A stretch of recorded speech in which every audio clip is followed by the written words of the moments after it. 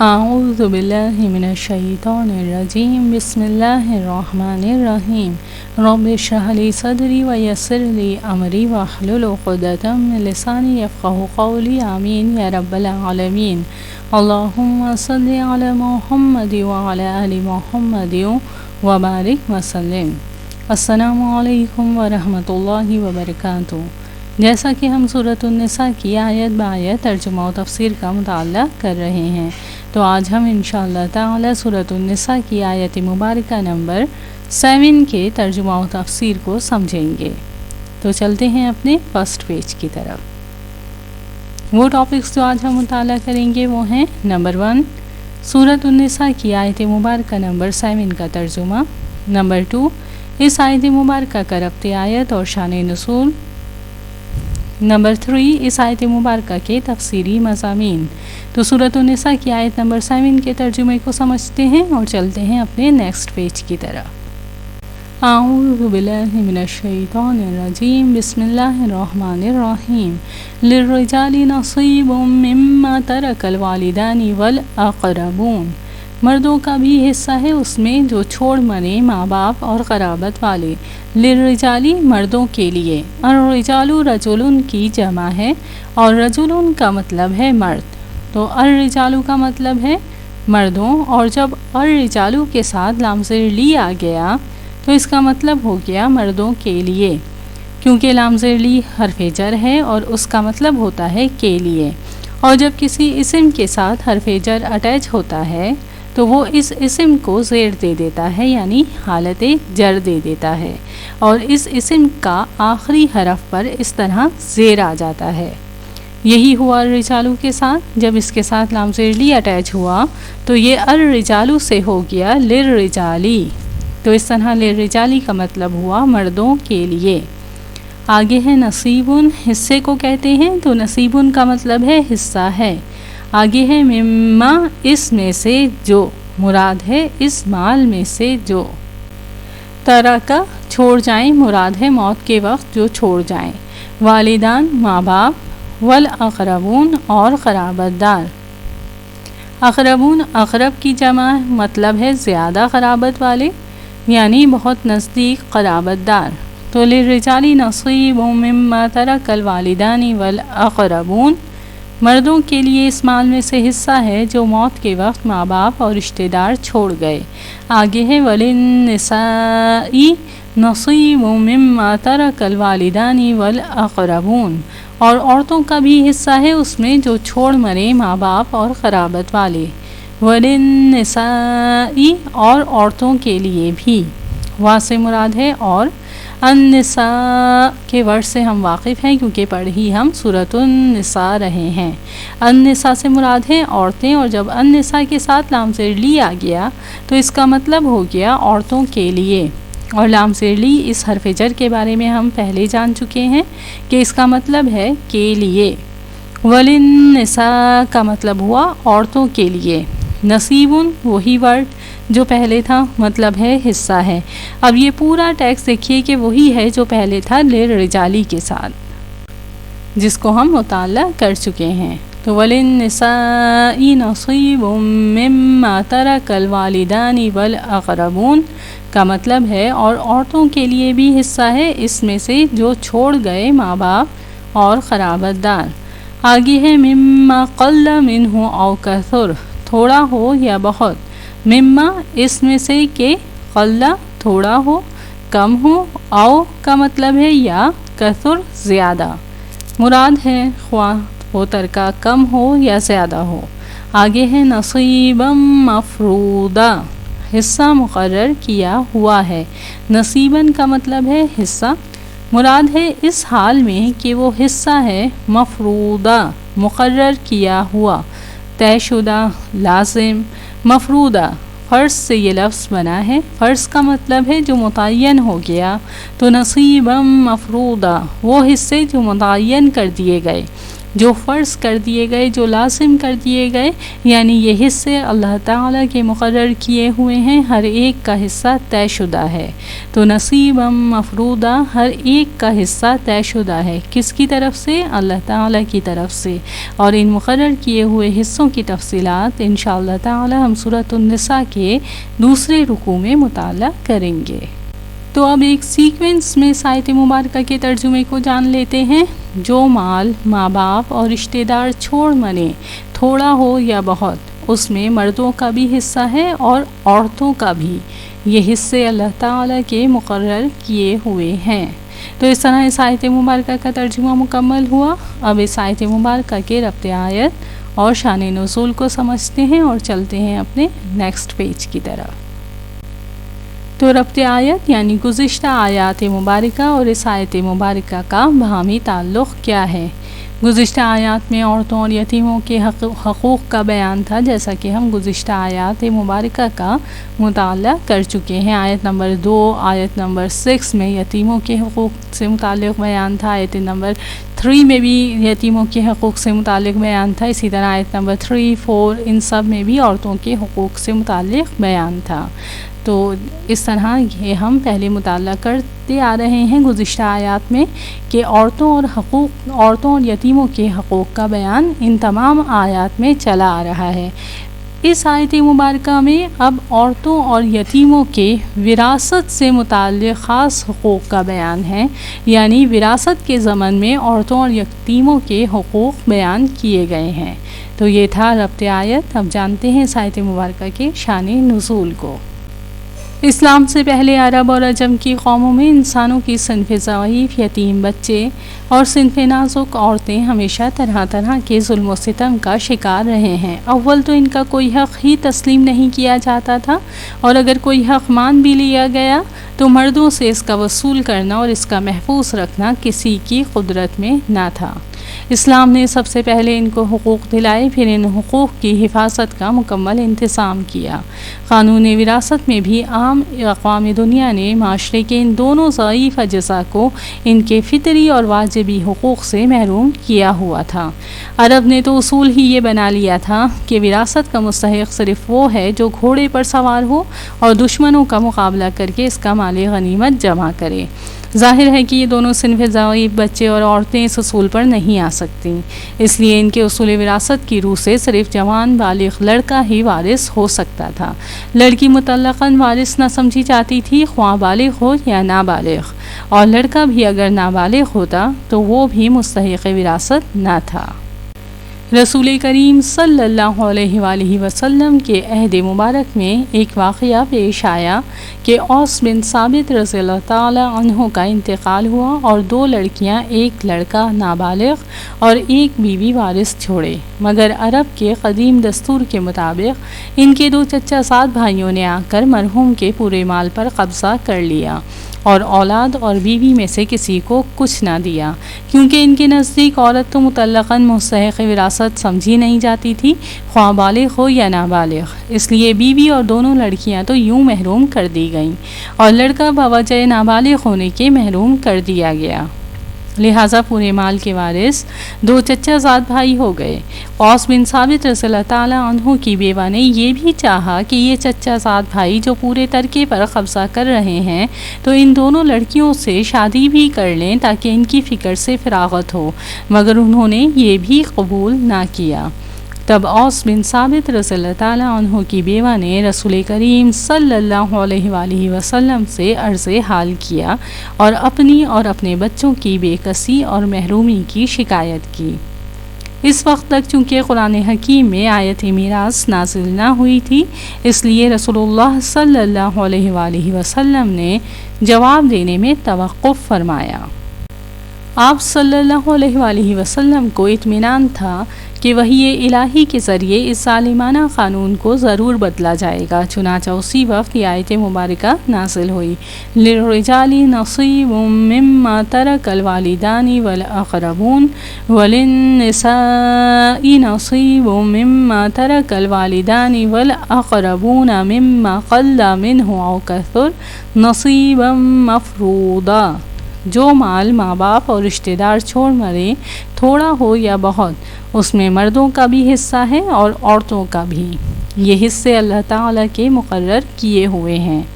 اور اس کے بعد دوسری آیت وراثت نازل ہوئی جس میں حصوں کی تفصیلات ہیں، اور اس سورہ مبارکہ یعنی سورۃ النساء کا دوسرا رکوع ان تفصیلات پر مشتمل ہے۔ رسول اللہ صلی اللہ علیہ وآلہ وسلم نے احکام قرآنی کے مطابق کل ترکے کا 8واں حصہ اوس بن ثابت رضی اللہ تعالیٰ عنہ کی بیوہ کو دے کر باقی سب مال مرحوم کے لڑکے اور لڑکیوں کو اس طرح تقسیم کر دیا کہ اس کا آدھا لڑکے کو اور آدھے میں دونوں لڑکیاں برابر کی شریک رہیں، اور چچا زاد بھائی بمقابلہ اولاد کے چونکہ اقرب نہ تھے اس لیے ان کو محروم کیا گیا۔ اس طرح اس موقع پر قرآن پاک کے یہ احکام وراثت نازل ہوئے۔ تو یہ ہے اس آیت مبارکہ کا شان نزول۔ اب اس آیت مبارکہ کے تفصیلی مضامین کا مطالعہ کرتے ہیں اور چلتے ہیں اپنے نیکسٹ پیج کی طرف۔ اس آیت مبارکہ کا پہلا تفصیلی مضمون میراث میں مرد اور عورت دونوں کا حصہ ہے۔ ارشاد ہے للرجال نصیب مما ترک الوالدان والاقربون، مردوں کے لیے بھی حصہ ہے اس میں سے جو ترکہ چھوڑا ہو والدین نے اور رشتہ داروں نے۔ وللنساء نصیب مما ترک الوالدان والاقربون، اور عورتوں کا بھی حصہ ہے اس میں سے جو ترکہ ہے والدین اور رشتہ داروں کا۔ تو اس طرح اس آیت مبارکہ سے یہ بات قطعی طور پر واضح ہو گئی کہ میراث میں مرد اور عورت دونوں کا حصہ ہے، اور عورتوں کے حقوق کے ضمن میں یہ بات نوٹ کر لیں کہ یہاں اب پہلی مرتبہ عورتوں کو وراثت کا حق دیا جا رہا ہے، ورنہ قبل از اسلام عرب معاشرے میں عورت کا کوئی حق وراثت نہیں تھا۔ تو اس طرح پہلا تفصیلی مضمون ہے کہ مرد اور عورت دونوں کا میراث میں حصہ ہے۔ دوسرا تفصیلی مضمون ہے استحقاقی میراث کا ضابطہ۔ اس آیت مبارکہ نے وراثت کے احکام کے ضمن میں قانون وراثت کا ضابطہ بیان فرما دیا ہے۔ ارشاد ہے مما ترک الوالدان والاقربون۔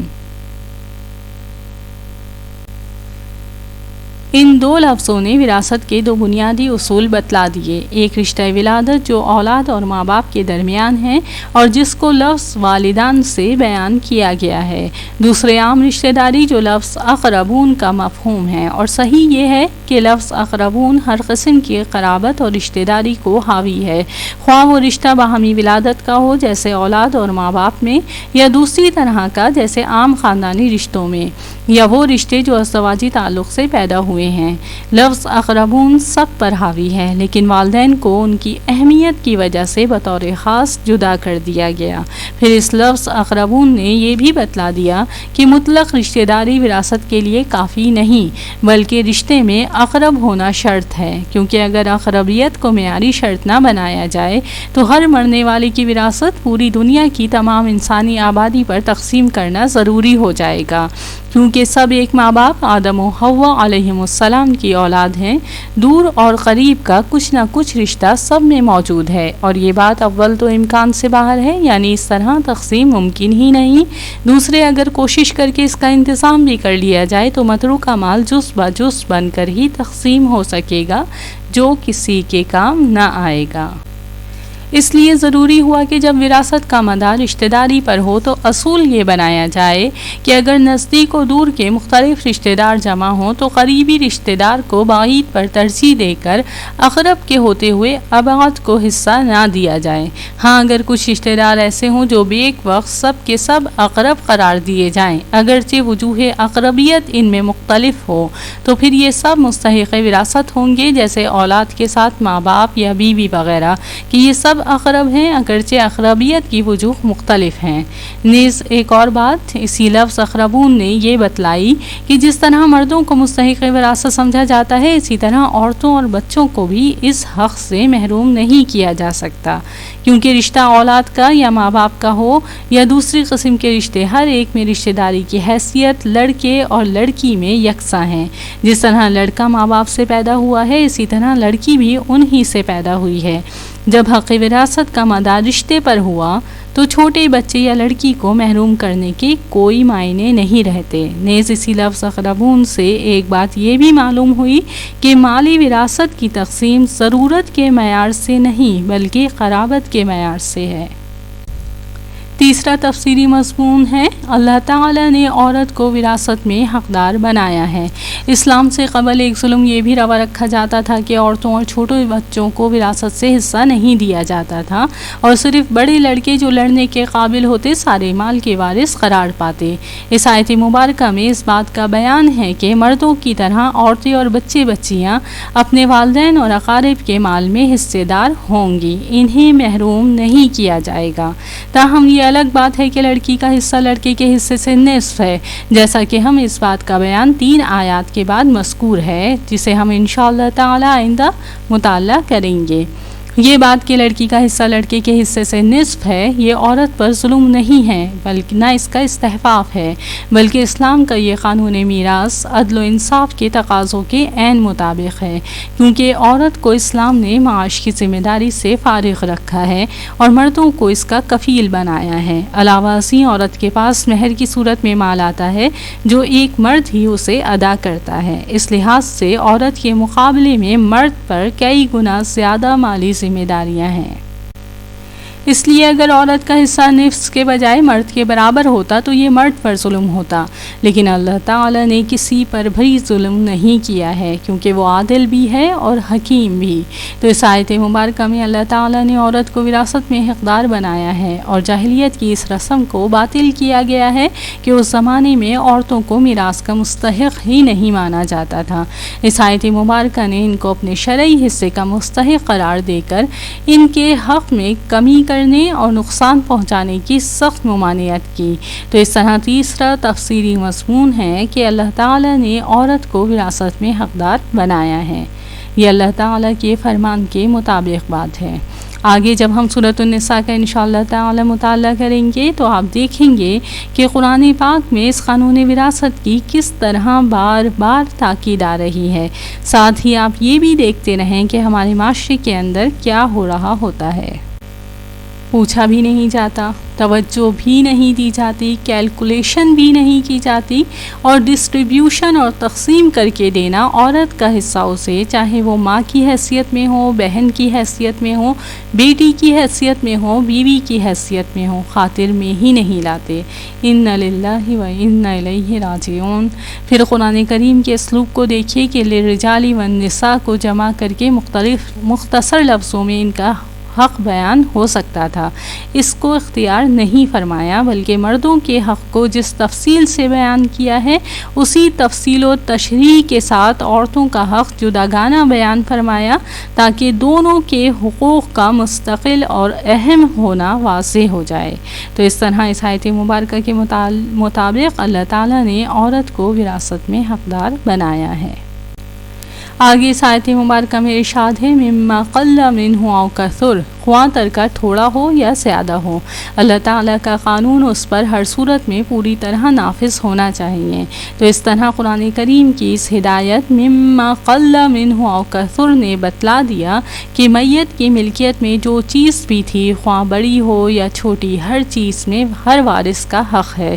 کسی وارث کو کوئی خاص چیز بغیر تقسیم کے خود رکھ لینا جائز نہیں۔ تو اس طرح ان الفاظ مما قل منہ او کثر سے یہ بات واضح ہو گئی کہ ترکہ کم ہو یا زیادہ ہو، چاہے وراثت تھوڑی ہو یا زیادہ ہو، وراثت کا مال بہرحال سب وارثوں کو ملے گا۔ اور اس طرح ان الفاظ سے اس غلط فہمی کا بھی ازالہ کیا گیا کہ اگر وراثت کا مال زیادہ ہوگا تبھی عورتوں کا حصہ ہوگا۔ تو اس طرح چوتھا تفصیلی مضمون ہے کہ متوفی کی ملکیت میں جو کچھ ہو سب میں وراثت کا حق ہے۔ آخری تفصیلی مضمون ہے کہ میراث کے مقررہ حصے اللہ تعالیٰ کی جانب سے طے شدہ ہیں۔ اس آیت مبارکہ کے آخری الفاظ نصیبا مفروضا، مطلب کہ ہر ایک کا حصہ طے شدہ ہے۔ تو تو اس ارشاد سے یہ بھی بتلا دیا گیا کہ مختلف وارثوں کے جو مختلف حصے قرآن پاک نے مقرر فرمائے ہیں یہ اللہ تعالیٰ کی طرف سے مقرر کردہ حصے ہیں، ان میں کسی کو اپنی رائے اور قیاس سے کمی بیشی یا تغیر و تبدل کا کوئی حق نہیں۔ تو نصیبا مفروضہ ارشاد فرما کر بتلا دیا گیا کہ مختلف وارثوں کے مختلف حصے اللہ تعالیٰ نے مقرر فرمائے ہیں، اور ان حصوں کی تفصیل انشاءاللہ تعالی ہم سورۃ النساء کے دوسرے رکوع میں اسٹڈی کریں گے۔ تو یہ حصے اللہ تعالیٰ کے مقرر کیے ہوئے ہیں۔ یہ وراثت کے احکامات کس کا بیان ہے؟ یہ اللہ تعالیٰ کا بیان ہے، یہ اللہ تعالیٰ کے احکامات ہیں۔ ہم چٹکیوں میں اڑا دیں یہ ہم ہیں، ہم ان کے حوالے سے کوتاہی برتیں، ان کو فراموش کر دیں، پوچھیں بھی نہ کہ اللہ تعالیٰ کا حکم کیا ہے، یہ ہمارا قصور ہے، یہ ہماری کوتاہی ہے، مگر جو مطالعہ ہم کر رہے ہیں یہ اللہ تعالیٰ کا بیان ہے۔ نصیبا مفروضہ، یہ اللہ تعالیٰ نے فرض کیے ہیں، یہ حصے اللہ تعالیٰ نے طے کیے ہیں، یہ اللہ تعالیٰ کے حصے مقرر فرمائے ہوئے ہیں، جس کا نتیجہ یہ ہے کہ کسی کو اپنی رائے سے ان طے شدہ حصوں میں کمی بیشی یا تبدیلی کا حق نہیں۔ کم کر دے یا زیادہ کر دے یا تبدیلی کر دے یا سرے سے نہ دے حصہ، کسی کو اس کا حق نہیں پہنچتا۔ کیوں؟ یہ حصے کس نے مقرر فرمائے ہیں؟ اللہ رب العالمین نے۔ آج ہمارے معاشرے میں جو وراثت کے احکامات ہیں ان میں بے شمار کوتاہیاں کی جاتی ہیں، تو ذہنوں میں یہ سوال خود بخود اٹھتا ہے کہ ان کوتاہیوں کے معاملے میں اللہ تعالی نے کیا احکامات قرآن پاک میں ہمارے لیے عطا کیے ہیں۔ تو اس آیت مبارکہ سے دو بنیادی باتیں تو ہم نے سمجھی کہ مردوں کا بھی حصہ ہے اور عورتوں کا بھی حصہ ہے۔ آگے جب انشاءاللہ تعالی ہم سورۃ النساء کا مطالعہ کریں گے تو وراثت کے احکامات والی آیات مبارکہ کو بھی سمجھیں گے۔ تو ان سب کے تناظر میں یہ بڑا قیمتی سوال ہے کہ جو ہم کوتاہیاں کرتے ہیں، مال ہڑپ کر جاتے ہیں، وراثت کی صحیح تقسیم نہیں کرتے، ڈنڈی مار جاتے ہیں، کوتاہیاں بہت ہوتی ہیں ہمارے ہاں وراثت کے معاملات میں، تو اللہ تعالیٰ نے ان کوتاہیوں کے بارے میں کیا فرمایا ہے؟ یہ وراثت کے احکامات اللہ تعالیٰ اور اس کے رسول صلی اللہ علیہ وآلہ وسلم کے احکامات ہیں، جن پر جو عمل کرے گا اس کے لیے جنت کے وعدے ہیں۔ سورۃ النساء میں آگے چل کر ہم پڑھیں گے انشاءاللہ تعالیٰ آیت مبارکہ نمبر 13 اور 14 میں تفصیل آئے گی کہ جو اللہ تعالیٰ اور اللہ تعالیٰ کے رسول صلی اللہ علیہ وآلہ وسلم کی مخالفت کرے گا ایسے لوگوں کے لیے جہنم کی آگ ٹھکانہ ہوگی۔ سورۃ النساء آیات مبارکہ نمبر 13 اور 14 میں وراثت کے احکامات سے متعلق بیان ہے۔ ارشاد ہے تلک حدود اللہ، یہ اللہ تعالیٰ کی مقرر کی ہوئی حدود ہیں، یہ تمام احکام اللہ تعالیٰ کی حدیں ہیں۔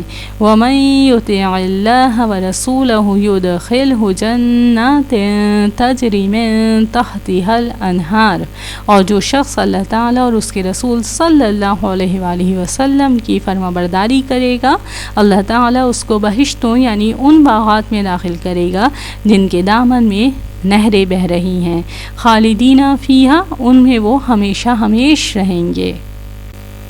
وذالک الفوز العظیم، اور یہی ہے بہت بڑی کامیابی۔ ومن یعص اللہ ورسولہ ویتعد حدودہ، اور جو کوئی اللہ تعالیٰ اور اس کے رسول صلی اللہ علیہ وآلہ وسلم کی نافرمانی کرے گا اور اس کی حدوں سے نکل جائے گا، تجاوز کرے گا اس کی حدود سے، یدخلہ نارا خالدا فیہا، اس کو اللہ تعالیٰ آگ یعنی دوزخ میں داخل کرے گا جس میں وہ ہمیشہ رہے گا۔ وَلَهُ عَذَابٌ مُّهِینٌ، اور اس کو ذلت کا عذاب ہوگا۔ گویا وراثت کے معاملات میں کوتاہی کرنا یہ اللہ تعالیٰ اور اس کے رسول صلی اللہ علیہ وآلہ وسلم کی نافرمانی ہے، اور اس کا انجام جہنم کی آگ کی صورت میں ہوگا۔ اللہم اجرنا من النار، اللہ تعالیٰ ہم سب کو جہنم کے عذاب سے محفوظ فرمائے، آمین یا رب العالمین۔ اللہم صلی علی محمد وعلی آل محمد وبارک وسلم۔ السلام علیکم ورحمۃ اللہ وبرکاتہ۔